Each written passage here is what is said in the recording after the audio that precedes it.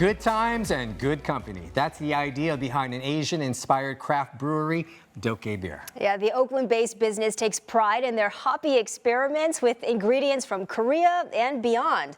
Kron4's Dan Thorne takes us inside. A social lubricant with thousands of years of history. Beer is a true love and a lot of fun for young one Lee. Sorry. I mean, I love it. I drink it every night, so. It takes a lot of work to keep my weight, as it is. Lee is the CEO of the aptly named craft brewery Dokkaebier. The labels and glasses featuring these playful creatures from Korean folklore. The name comes from Korean mythical creature called Dokkaebier that likes to eat, drink, and hang out with people. And usually what they do is they hide in objects during the daytime, they come out at night and hang out.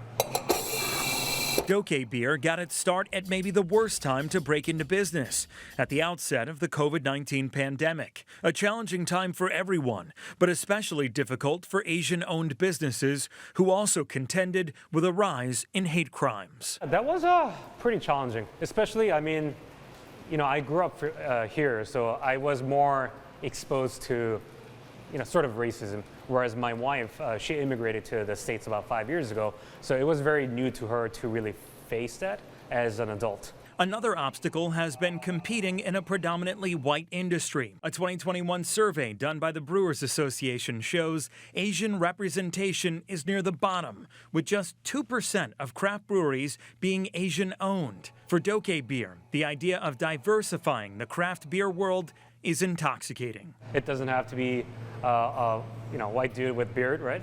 It could be some skinny Asian guy like me, but still make something that's different and unique. Experimenting with flavors like kimchi sour, rice kolsch, and yuzu blonde, Lee is changing the game. There's no such thing as like Asian-inspired craft beer. That's like, it's kind of hybrid of Asian culture with traditional craft beer.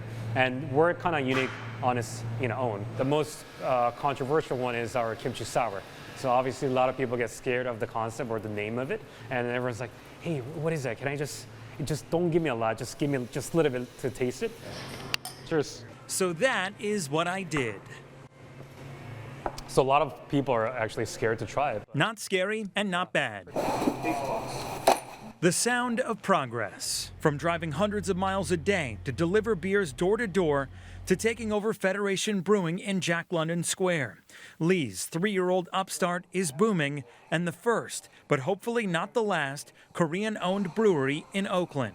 We want to bring diversity to the craft beer industry. We want to bring innovation, young ones doing that with these really amazing beers that are taking, classic styles and putting a fun new twist on them, and they taste great. Like, that was the first thing I noticed about the company. And Dokkaebier is just getting started. The existence of our brand is, represents diversity. I think representing, who we are and adding the diversity also inspires a lot of people to try something different. In Oakland, Dan Thorne, Kron4 News.